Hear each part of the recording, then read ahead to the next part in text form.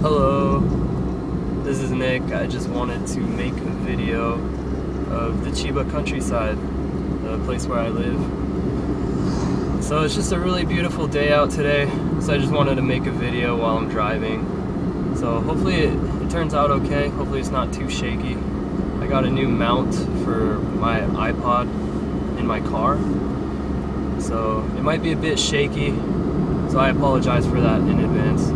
But yeah, so I thought I'd just drive around and just talk while I'm driving so you can see the beautiful countryside in Japan and just hear me talk about stuff.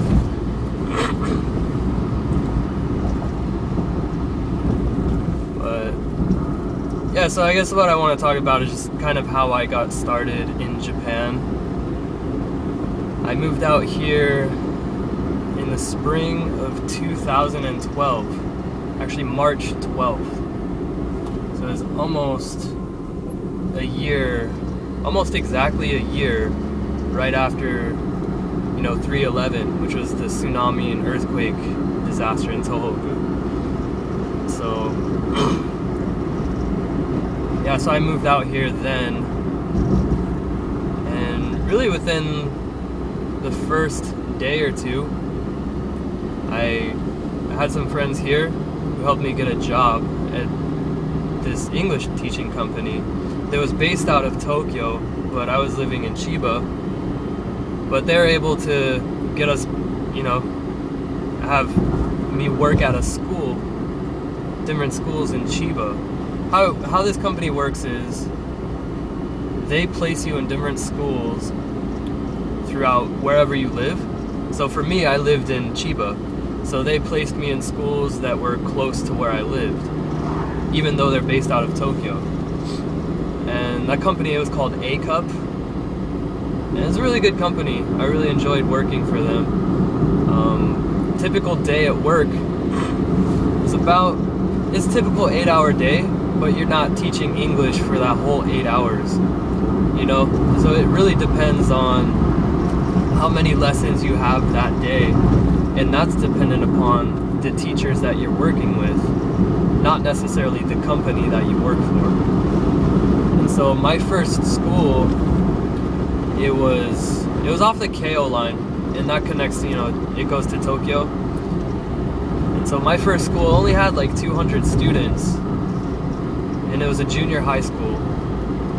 And I had a lot of fun at that school. It was a small school. The kids were really fun. My Japanese level when I came here, it was next to nothing. I learned hiragana and katakana before I moved to Japan, but as far as speaking, I could really only say like thank you or hello, my name is Nick. Just really basic stuff. But from there, I really enjoyed learning hiragana and katakana. I just really love the Japanese language. I love their writing styles. At first I was intimidated by kanji. I thought kanji was really stupid. I was like, why you have these symbols that are representing, how you should say it, because the way you pronounce kanji, it changes depending on its context or what other kanji it's coupled with. And even then, it can be changed to a different way. So yeah, at first I didn't like kanji, but now I love kanji. I love studying Japanese. Like I said, I came here in 2012, so I've been here almost 4 years now. So once you learn a little bit, it just snowballs and you learn more and more.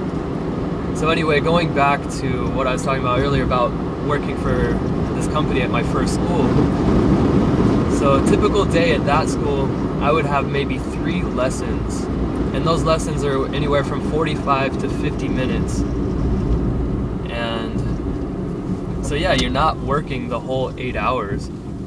So what I would do in my spare time when I'm in the teacher's office, teacher's room, it gets pretty boring unless you have something to do. And so I would just study Japanese. I would learn like more words, more vocabulary. I think if you're starting off in a language, my opinion is grammar comes later and vocabulary is key. So learn your vocabulary words. I mean, I work at a kindergarten. You see this all the time. It's like, if they know a word, it doesn't matter if they can make a